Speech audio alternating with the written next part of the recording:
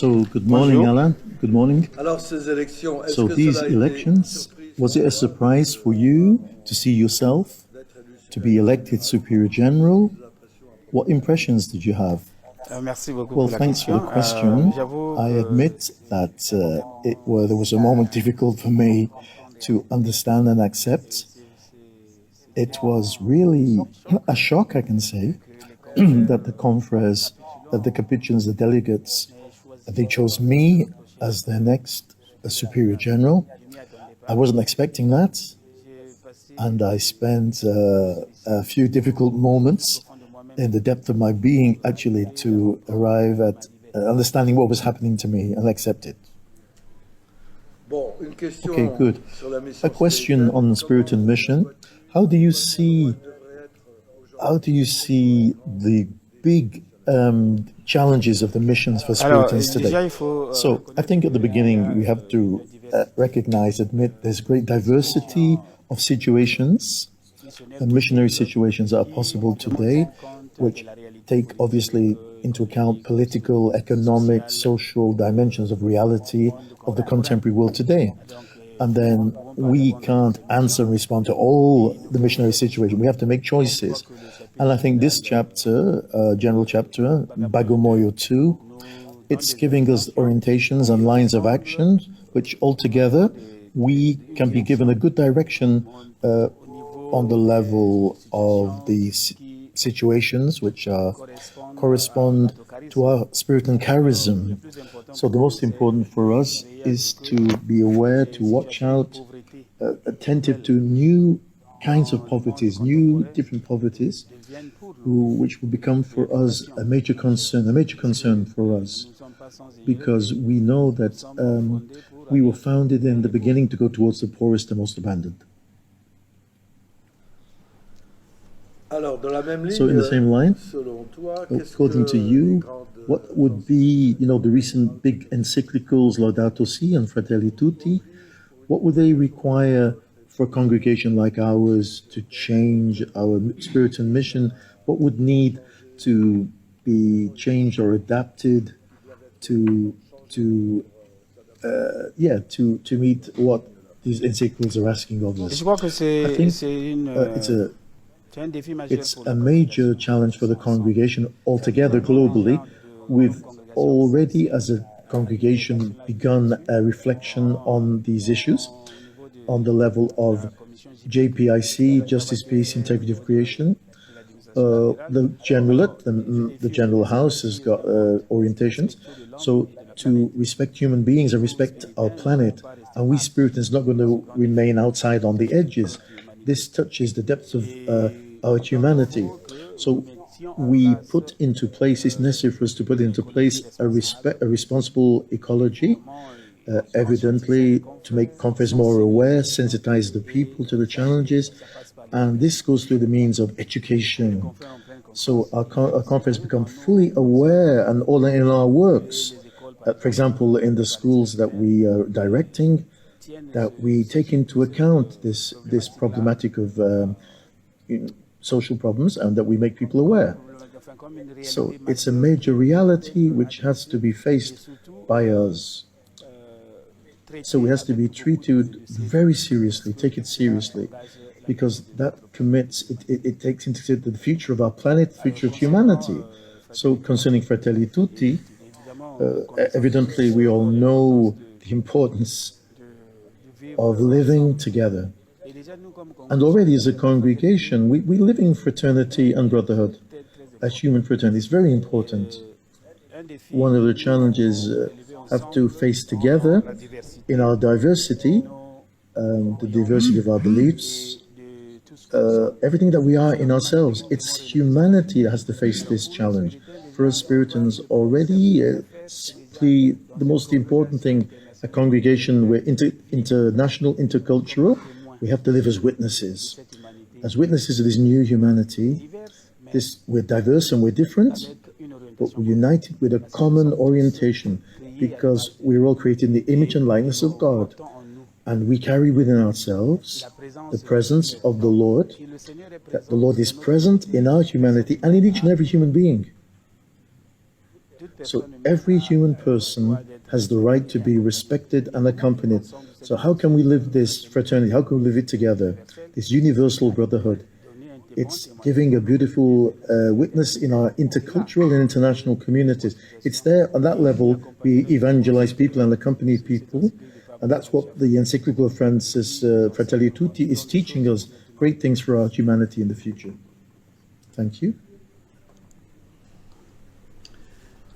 What pourrait être could l'engagement be de the la commitment of the congrégation congregation dans le processus in the process of synodality that was 2 weeks ago proposed by Pope Francis? Et je dirais I que would say that there is already something happening and being lived in our congregation, basing ourselves on the rule of life, which speaks about collaboration with lay people. There's already this aspect of synodality which is being lived in our mission throughout in our participation of lay people in our circumscriptions, Spirit and lay associates, the fraternities, or the friends of Spiritans. This synodality is being reinforced through collaboration. What is synodality? It's just simply walking together to listen to each other deeply, to discern together, and to build together a better future, a better world. And each one is appreciated and listened to and heard, and their value is respected, their worth. So all together we need to build not only a spirit and mission as such, but to evangelize people. It's like this that we're going to support our mission, sustain our mission.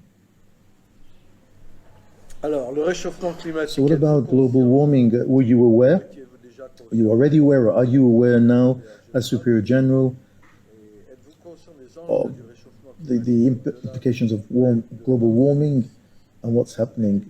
The last figures, the latest statistics, 9th of August of this year, the new figures, we've been presented new statistics, new models.